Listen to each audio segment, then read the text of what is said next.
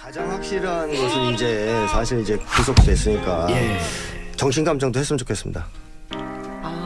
전문가들이. 그러게요. 객관적인. 예를 들어 금치산자 한정치산자 예를 들어 심신미약으로 해갖고 석방되시면 어떡할 거예요? 그러면 석방해야죠. 그 문제가 있다면. 아주 객관적이고 예. 냉정하게 보시네. 그렇죠. 그러니까 이거를 손범규 변호사나 유영하 변호사가 딱 듣는 순간 전략을 바꿀 것 같은데. 근데 그거 쉽게 못 속이니까 이제 저 객관적인 전문가들에서 검증받아서 치료를 해줄 필요가 있으면 치료도 해야 되지 않습니까? 이제 구속된 상태에서도. 그러니까 정신적으로 문제가 있다, 질병이 있다 이렇게 생각하시는 거예요? 거의 정신장애로 진단은 못 나오겠지만 네네네. 뭐 심리학에서는 정신장애가 있다 그래서 꼭 건강하고 정신장애 진단을 안 받는다고 또 훌륭한 이렇게는 안 봅니다. 네. 그러니까 정신장애 진단이 안 나와도 나쁜 사람 충분히 있을 수 있고 그렇죠. 정신건강이 나쁠 수 있거든요. 그런 점에서 상당히 심각하다고 보는 거죠. 저는. 알겠습니다. 지금 김태용 소장님은 정신감정도 한번 좀 해봤으면 좋겠다는 거죠. 받기를 권한다. 네. 그런데 최명기 원장님 이런 논리가 있는가 하면 그 아주 지근거리에서 박근혜 대통령을 오랫동안 모셨던 분들이 양측의 얘기를 다 해요. 이런 얘기. 그러니까 세상 물정을 모르고 자기 판단을 못할 것이다 라고 하는 한 분이 두 개의 얘기를 동시에 합니다. 예를 들어 전효국 의원님 같은 경우 이혜훈 의원님 같은 경우 자기 판단을 잘 못할 수 있다라고 하면서 또 동시에 엄청나게 강력한 멘탈의 소유자다. 아까 얘기했던 대로. 그러니까 이제 박근혜 대통령이 가장 커다란 이제 그 다른 부분의 하나는 이제 사회적 불편감이라는 게 있으십니다.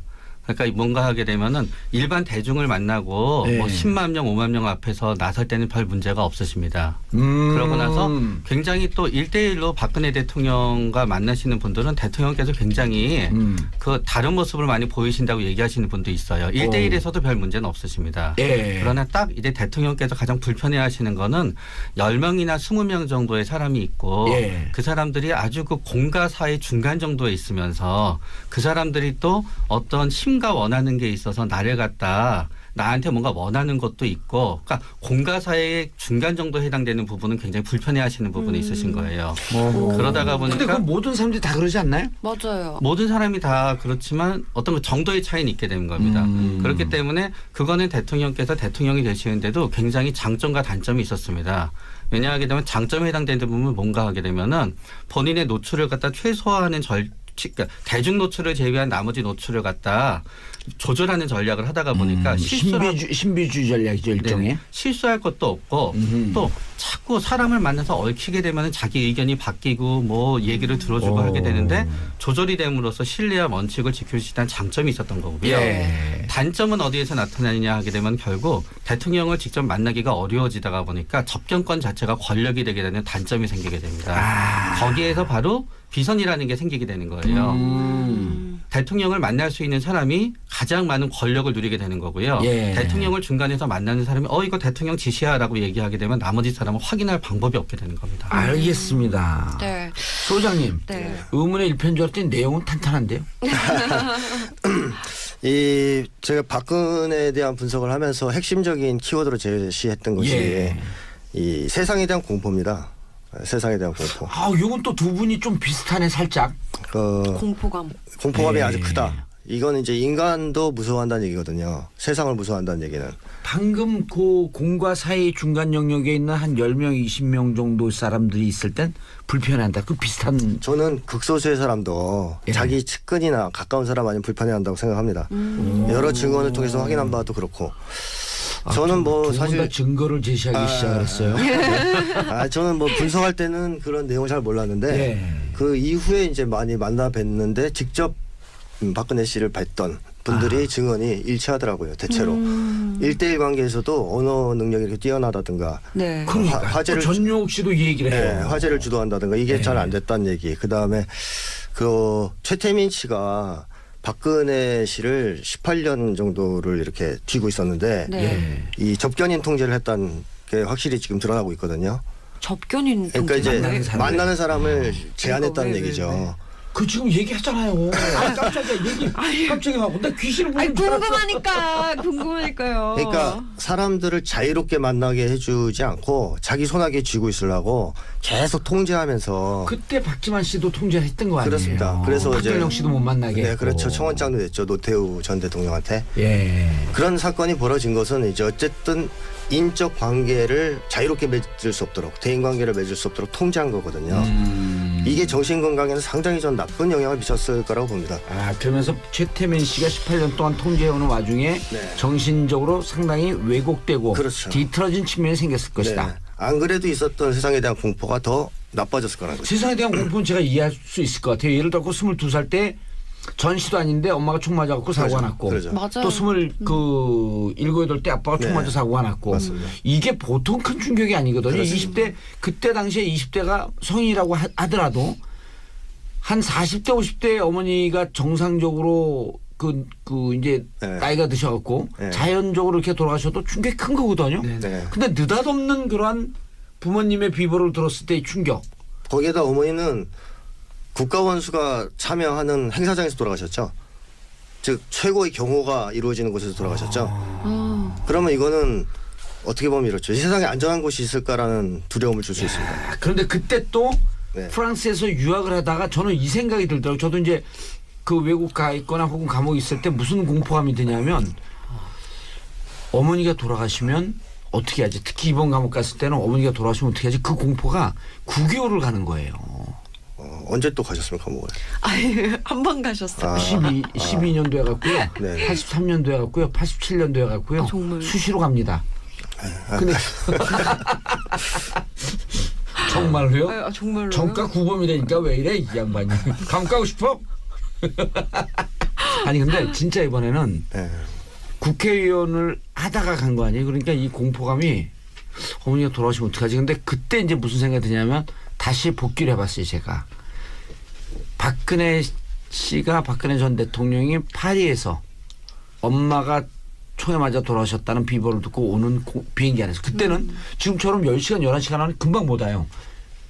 그 주로 방콕, 경유 이런 비행기가 있었거든요. 뭐 네. 이제 다이렉트로 와도 뭐 10몇 시간, 10몇 시간 걸리는데 그쵸, 네. 준비하는 시간, 비행기 타서 온 시간, 비행기에서 내려서 김포공항에서 청와대까지 가는 시간에 느꼈을 2, 3일간의 공포감이라고 하는 게 이해가 좀 되더라고요.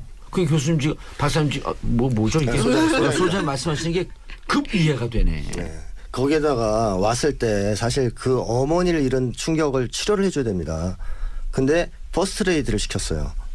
이거는 또 애도를 방해하는 행위이기 때문에 상처를 더 악화시킵니다. 그때 그 약한 틈을 사정없이 비집고 들어서 최태민이 들어간 거 아니에요? 그렇습니다. 딱 그때. 그러면서 이제 그 18년간에 최태민이가 엄마 목소리를 빙의해서 최면을 걸고 레드 선 하면서 네네. 그네야 내가 네 엄마다. 그럼 눈물을 터뜨렸다는 거 아니에요? 맞습니다. 그런데 뛰어난 실력을 가진 분이었죠. 최태민 씨가. 어떻게 그렇게 사람을 이용할 수 있어요? 원래 사기꾼들은 다 이용해요. 사기꾼이 인간 심리를 잘 파악하고 있어요. 그러니까 사기를 치죠. 그러나 그게 소장님 사기꾼 가능성이 있다는 거예요? 사기꾼이 되면 또 잘하겠죠. 예, 최 원장님 사기꾼 안 되실 거죠? 근데 이제 최태민 씨가 그게 매번 성공하는 게 아닙니다. 예를 들어서 그렇게 네. 심리적 사기를 치는 사람들은 네. 그냥 유명하거나 뭔가 취약하다 그러면은 전부 다 편지를 보내거나 전부 다 이렇게 시도를 합니다. 피싱이나 비슷한 겁니다.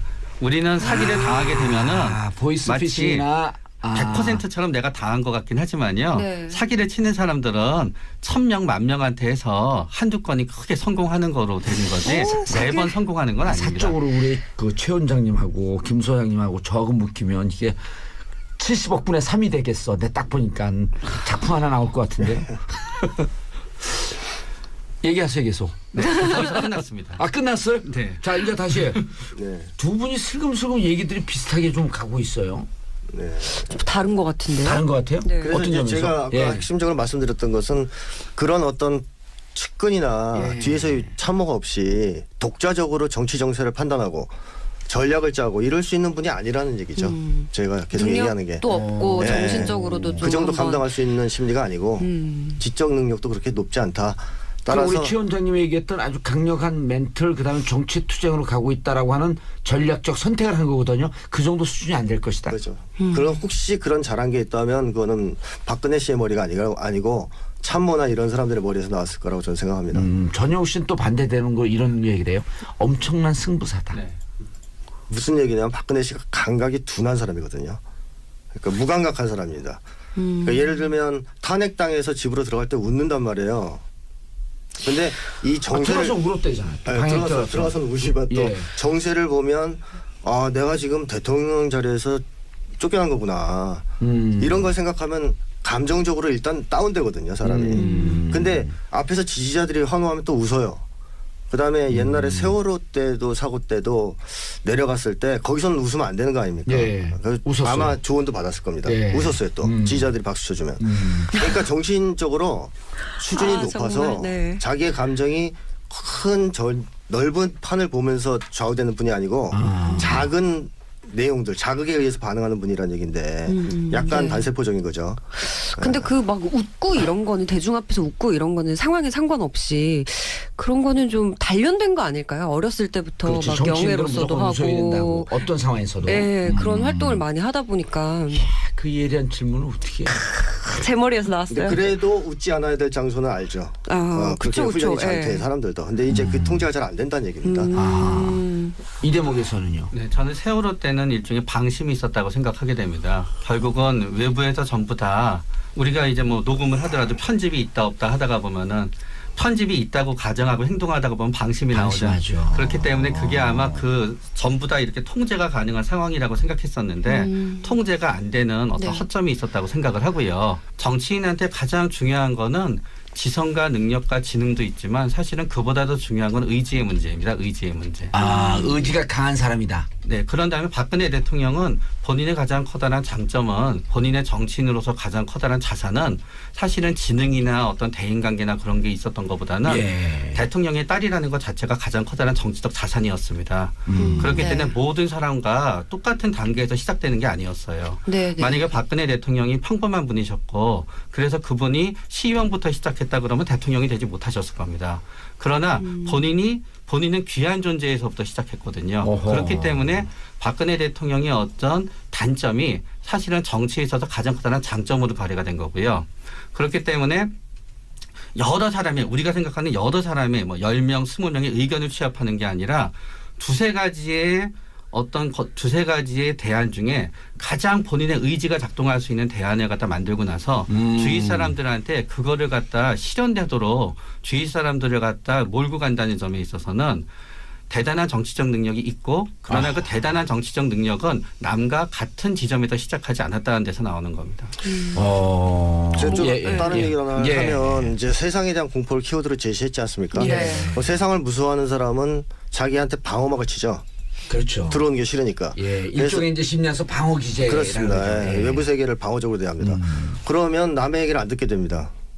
당연히. 그렇죠. 비판이 들어오면 세상을 무서워하지 않는 사람은 그냥 나한테 지적을 해주는구나 이렇게 생각하지만 세상을 너무 무서워하는 사람은 그 비판이 들어오면 죽이려고 생각한다고 믿어요. 상대방이 날 죽이려고 한다. 아주 무서워합니다. 그래서 조금만 다른 견해를 얘기하면 저 사람 날 배신하고 있다고 생각하고. 그렇게 생각하죠. 화를 내고 항상 배신을 의심합니다. 그렇기 때문에 굉장히 고집불통입니다. 남의 얘기를 안 듣는 거죠. 그리고 이제 그게 들어오려면 불통의 정치학이라고 하는 게 그냥 본인이 억지로 뭐 이렇게 자연스럽게 하고 그런 게 아니고 아주 그 심리학에서 나온 심리적 상태에서 나온 자연스러운 결과다. 그렇습니다.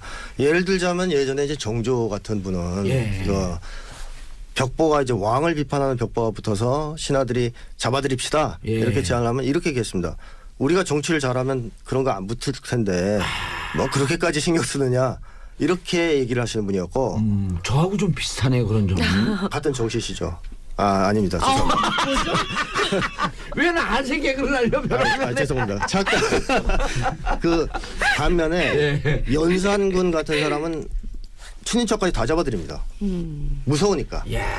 이게 무서워서 사람들이 극렬하게 사람들을 탄압하는 게 많아요. 세상을 무서워하는 사람들이. 제가 같은 국회의원을 해보면 아주 강력하게 카리스마로 보이는 사람도 있어요. 근데 제가 그분들 개인적인 퍼스널리티를 다 알거든. 약하고 자기 방어 기제가 약하고 심리적으로 약한 사람들일수록 그렇습니다. 강력하게. 그러니까 우리 속담 그런 거 있잖아요. 물지 못하는 게 크게 짖는다고. 예, 네, 그거죠. 아. 그게 됐기 때문에 이제 이게 어떻게 보면 의지가 있는 것처럼 보이지만 의지가 있는 게 아니라 고집스러운 겁니다. 최 원장님 계속 지금 까고 있는 거 잘 못 느끼셨어요? 전 논리를? 공감합니다. 저도 주로 듣고 싶은 것만 들으면서 살겠지. 실제로 제가 아니 정서히 그 정신적으로 좀 이상한 거 아니에요? 듣고 싶은 것만 들으면? 저는 남의 비난을 남이 이렇게 제가 약하게 몰리건 비난하건 잘 안 듣는 성향이 있어가지고요. 그러세요? 그런데 일단 심리 상태 좀 점검을 네. 해주시죠. 그러니까 대통령께서는 되게 깔끔한 걸 좋아하시는 건 맞습니다. 그건 이제 그러니까 화장실 변기까지 뛰어갖고 가겠죠. 그건 우리도 분석할 수 있어. 그렇기 때문에 이제 그 대통령께서 대통령이 되시고 나서 가장 커다란 실수의 하나는 세력을 갖다 핵심 세력을 추려내면서 세력 자체를 갖다 줄였다는 데 가장 커다란 잘못이 있으십니다. 그러니까 결국은 친박과 비박이 됐든지 간에 대부분의 본인이 당선됐을 때의 세력을 보통 유지하는 쪽이 대통령한테는 유리한데요. 유지하거나 네. 또 확대 재생산하든지. 그러나 우리나라 대통령의 역사상 그런 분들은 별로 없습니다. 보통 대통령이 되고 나면은 재창당에 대한 그 덫에 빠지게 됩니다. 아니 유명한 그 정치인 있잖아요. 정 씨. 정조. 네. 그래서 예를 들어서 노무현 대통령께서도 새천년 민주당이랑 굉장히 커다란 세력이 있으셨는데 네. 그 세력을 갖다 본인이 열린우리당으로 축소해버린 겁니다. 본인은 이제 축소하시면서 본인은 그 축소했다고 생각 안 하신 거죠. 비슷하게 박근혜 대통령도 이제 대통령께서 대통령이 되시고 나서부터는 대통령이 된 다음부터는 이제 본인이 아까 얘기하셨듯이 뭔가 싫은 얘기하는 사람들 이걸 다 컷을 하고 싶은 거예요. 네. 그러다가 보니까 거기에서 이제 진박과 진박이 아닌 게 나눠지게 되었던 거예요. 예. 축소하는 과정으로 갔다. 네, 그러나 그게 결국은 본인이 가장 본인한테 치명적이 되는 탄핵의 의결 정족수를 갖다 확보하게 해주는 계기가 됐었던 거죠. 그리고 지금 변호사들도 보면 8명, 9명 있지만 결국은 유영아나 손 변호사님 이 두 분, 한두 분 정도로 점점 축소되고 있거든요. 네, 그거는 이제 결국 아까 얘기하신 것 같은 동의하게 되는 게 위험한 상황에 처하게 되면은 자신의 어떤 안위를 갖다 맡겨야 되는데 예. 안위를 맡길 때는 능력도 중요하지만 충성심이 중요하게 되는 겁니다. 사람을 제안했다는 얘기죠. 그 지금 얘기했잖아요. 깜짝이야. 갑자기 하고 나 귀신을 보는 줄 알았어. 궁금하니까요. 그러니까 사람들을 자유롭게 만나게 해주지 않고 자기 손아귀에 쥐고 있으려고 계속 통제하면서. 그때 박지만 씨도 통제를 했던 거 아니에요? 그렇습니다. 그래서 박근영 씨도 못 만나게 네, 했고. 그렇죠. 청원장도 냈죠. 노태우 전 대통령한테. 예. 그런 사건이 벌어진 것은 이제 어쨌든 인적 관계를 자유롭게 맺을 수 없도록, 대인 관계를 맺을 수 없도록 통제한 거거든요. 이게 정신 건강에는 상당히 전 나쁜 영향을 미쳤을 거라고 봅니다. 그러면서 최태민 씨가 18년 동안 통제해오는 와중에 네. 정신적으로 상당히 왜곡되고 그렇죠. 뒤틀어진 측면이 생겼을 것이다. 네. 안 그래도 있었던 세상에 대한 공포가 더 나빠졌을 거라는 거죠. 세상에 대한 공포는 제가 이해할 수 있을 것 같아요. 예를 들어 22살 때 전시도 아닌데 엄마가 총 맞아갖고 사고가 났고 그렇죠. 맞아요. 또 27, 8때 아빠가 총 네. 맞아 사고가 났고 맞습니다. 이게 보통 큰 충격이 아니거든요. 그렇습니다. 20대 그때 당시에 20대가 성인이라고 하더라도 한 40대 50대 어머니가 정상적으로 이제 네. 나이가 드셔갖고 네. 자연적으로 이렇게 돌아가셔도 충격이 큰 거거든요. 네. 근데 느닷없는 그러한 부모님의 비보를 들었을 때의 충격. 거기에다 어머니는 국가원수가 참여하는 행사장에서 돌아가셨죠. 즉 최고의 경호가 이루어지는 곳에서 돌아가셨죠. 그러면 이거는 어떻게 보면 이렇죠. 이 세상에 안전한 곳이 있을까라는 두려움을 줄 수 있습니다. 그런데 그때 또 네. 프랑스에서 유학을 하다가 저는 이 생각이 들더라고요. 저도 이제 정권 자체가 권력이 되게 되는 단점이 생기게 됩니다. 거기에서 바로 비선이라는 게 생기게 되는 거예요. 대통령을 만날 수 있는 사람이 가장 많은 권력을 누리게 되는 거고요. 예. 대통령을 중간에서 만나는 사람이 이거 대통령 지시야라고 얘기하게 되면 나머지 사람은 확인할 방법이 없게 되는 겁니다. 알겠습니다. 네. 소장님, 네. 의문의 일편 줄 알았더니 내용은 탄탄한데요.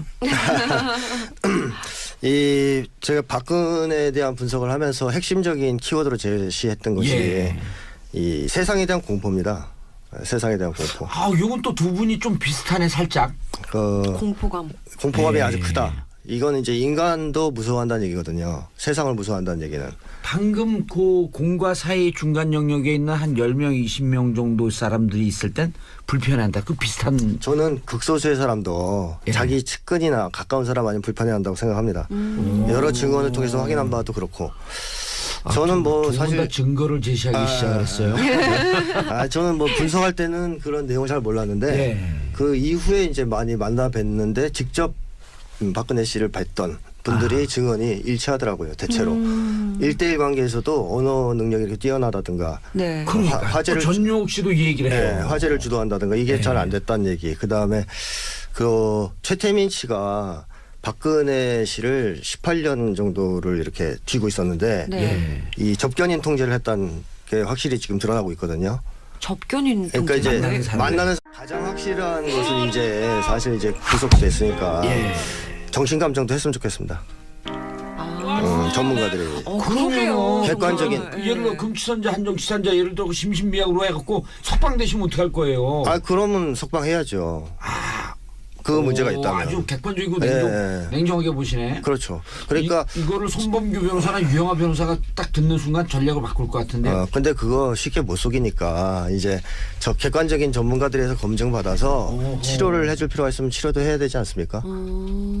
이제 구속된 상태에서도. 그러니까 정신적으로 문제가 있다, 저는 질병이 있다 이렇게 생각하시는 거예요? 거의 정신장애로 진단은 못 나오겠지만 네네네. 뭐 심리학에서는 정신장애가 있다 그래서 꼭 건강하고 정신장애 진단을 안 받는다고 또 훌륭한 이렇게는 안 봅니다. 네. 그러니까 정신장애 진단이 안 나와도 나쁜 사람 충분히 있을 수 있고 그렇죠. 정신건강이 나쁠 수 있거든요. 그런 점에서 상당히 심각하다고 보는 거죠. 저는. 알겠습니다. 지금 김태용 소장님은 정신감정도 한번 좀 해봤으면 좋겠다는 거죠. 받기를 권한다. 네. 그런데 최명기 원장님 이런 논리가 있는가 하면 그 아주 지근거리에서 박근혜 대통령을 오랫동안 모셨던 분들이 양측의 얘기를 다 해요. 이런 얘기. 그러니까 세상 물정을 모르고 자기 판단을 못할 것이다 라고 하는 한 분이 두 개 얘기를 동시에 합니다. 예를 들어 전효국 의원님 같은 경우 네. 이혜훈 의원님 같은 경우 자기 판단을 잘 못할 수 있다라고 하면서 또 동시에 엄청나게 강력한 멘탈의 소유자다. 아까 얘기했던 대로. 그러니까 이제 박근혜 대통령이 가장 커다란 예. 이제 그 다른 부분의 하나는 이제 사회적 불편감이라는 게 있으십니다. 그러니까 뭔가 하게 되면은 일반 대중을 만나고 예. 뭐 10만 명, 5만 명 앞에서 나설 때는 별 문제가 없으십니다. 그러고 나서 굉장히 또 1대1로 박근혜 대통령과 만나시는 분들은 대통령께서 굉장히 그 다른 모습을 많이 보이신다고 얘기하시는 분도 있어요. 1대1에서도 별 문제는 없으십니다. 예. 그러나 딱 이제 대통령께서 가장 불편해 하시는 거는 10명이나 20명 정도의 사람이 있고 예. 그 사람들이 아주 그 공과 사의 중간 정도에 있으면서 그 사람들이 또 어떤 힘과 원하는 게 있어서 나를 갖다 나한테 뭔가 원하는 것도 있고 그러니까 공과 사의 중간 정도에 해당되는 부분은 굉장히 불편해 하시는 부분이 있으신 거예요. 그러다가 보니까 근데 그 모든 사람들이 다 그러지 않나요? 맞아요. 모든 사람이 다 그렇지만 어떤 그 정도의 차이는 있게 되는 겁니다. 그렇기 때문에 그거는 대통령께서 대통령이 되시는데도 굉장히 장점과 단점이 있었습니다. 왜냐하게 되면 장점에 해당되는 부분은 뭔가 하게 되면은 본인의 노출을 갖다 최소화하는 그러니까 대중 노출을 제외한 나머지 노출을 갖다 조절하는 전략을 하다가 보니까 신비주의 전략이죠 일종의. 네, 실수할 것도 없고 또 자꾸 사람을 만나서 얽히게 되면 자기 의견이 바뀌고 뭐 얘기를 들어주고 하게 되는데 조절이 됨으로써 신뢰와 원칙을 지킬 수 있다는 장점이 있었던 거고요. 예. 단점은 어디에서 나타나느냐 하게 되면 결국 대통령을 직접 만나기가 어려워지다가 보니까 그 외국 가 있거나 혹은 감옥에 있을 때 무슨 공포감이 드냐면 어머니가 돌아가시면 어떻게 하지? 특히 이번 감옥 갔을 때는 어머니가 돌아가시면 어떻게 하지? 그 공포가 9개월을 가는 거예요. 언제 또 가셨습니까, 감옥을? 한 번 가셨어요. 12년도에 갔고요. 네. 83년도에 갔고요. 87년도에 갔고요. 정말. 수시로 갑니다. 근데 정말로요? 정말로요? 정가 구범이라니까 왜 이래 이 양반이. 감옥 가고 싶어? 아니 근데 진짜 이번에는 네. 국회의원을 하다가 간 거 아니에요? 그러니까 이 공포감이 어머니가 돌아오시면 어떡하지? 근데 그때 이제 무슨 생각이 드냐면 다시 복귀를 해봤어요, 제가. 박근혜 전 대통령이 파리에서 엄마가 총에 맞아 돌아오셨다는 비보를 듣고 오는 비행기 안에서 그때는 지금처럼 10시간, 11시간 안에 금방 못 와요. 그 주로 방콕 경유 이런 비행기가 있었거든요. 뭐 네. 이제 다이렉트로 와도 뭐 10몇 시간, 10몇 시간 걸리는데 그쵸, 준비하는 시간, 비행기 타서 온 시간, 비행기에서 내려서 김포공항에서 청와대까지 가는 시간에 느꼈을 2, 3일간의 공포감이라고 하는 게 이해가 좀 되더라고요. 그 교수님 지금 박사님 지금 뭐죠 이게 소장님 말씀하시는 게 급 이해가 되네. 네. 거기에다가 왔을 때 사실 그 어머니를 잃은 충격을 치료를 해줘야 됩니다. 근데 퍼스트레이드를 시켰어요. 이거는 또 애도를 방해하는 행위이기 때문에 상처를 더 악화시킵니다. 그때 그 약한 틈을 사정없이 비집고